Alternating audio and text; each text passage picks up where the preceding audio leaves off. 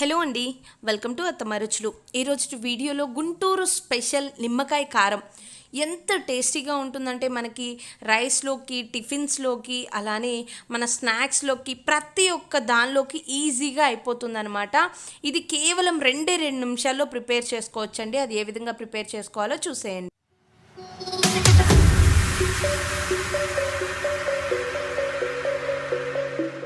నిమ్మకాయ కారం ప్రిపేర్ చేయడానికి ఇక్కడ నేను 5 మీడియం సైజ్ నిమ్మకాయలని తీసుకున్నానండి. సో వీటిని కట్ చేసుకొని మనం రసం పక్కకు తీసేసుకోవాలి.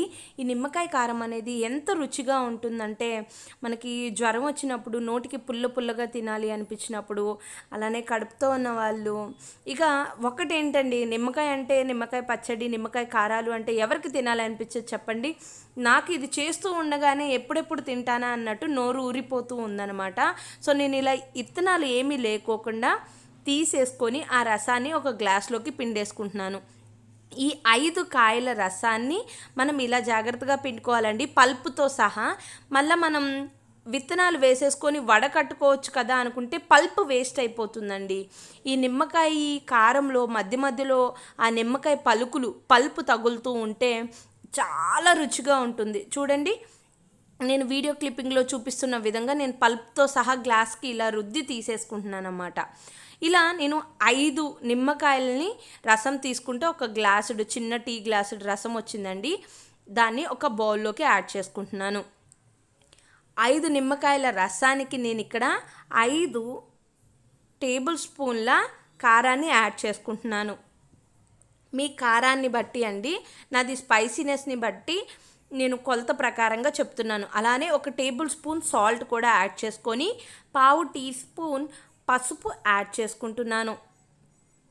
ఇప్పుడు వీటి మొత్తాన్ని బాగా మిక్స్ చేసుకోవాలి. చూడండి, చూస్తుంటేనే ఎంత ఎర్రగా కలర్ఫుల్గా ఉందో కదా, టేస్ట్ కూడా అంతే మాదిరి ఉంటుందండి, భలే రుచిగా ఉంటుంది.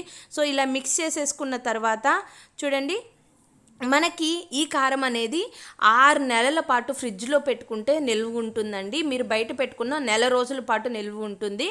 మీకు పోపు కోసం ఇక్కడ ఒక ప్యాన్ పెట్టేసుకొని అందులో 1 టేబుల్ స్పూన్ ఆయిల్ యాడ్ చేసుకుంటున్నాను. ఆయిల్లో ఒక 1/2 టీ స్పూన్ ఆవాలు, 1/2 టీ స్పూన్ శనగపప్పు, 1/2 టీ స్పూన్ సాయి మినపప్పు, 1/2 టీ స్పూన్ జీలకర్ర, ఒక 2 ఎండుమిరపకాయల్ని, అలానే 2 రెమ్మల కరివేపాకుని, కొద్దిగా ఇంగువ యాడ్ చేస్తున్నానండి డైజెషన్ కోసం. ఆప్షనల్ అనమాట, మీకు ఇష్టం లేకపోతే స్కిప్ చేసేయచ్చు. ఇలా పోపుని ఫ్రై చేసుకొని ముందుగా రెడీ చేసి పెట్టుకున్న నిమ్మకాయ కారంలోకి యాడ్ చేస్తున్నా. అంతే అండి, మీరు వేడి అన్నంలోకి, వేడి ఇడ్లీ, దోశల్లోకి, స్నాక్స్లోకి యమ్మీగా తినేయచ్చు అనమాట, పుల్లగా కారంగా. మీరు ట్రై చేయండి.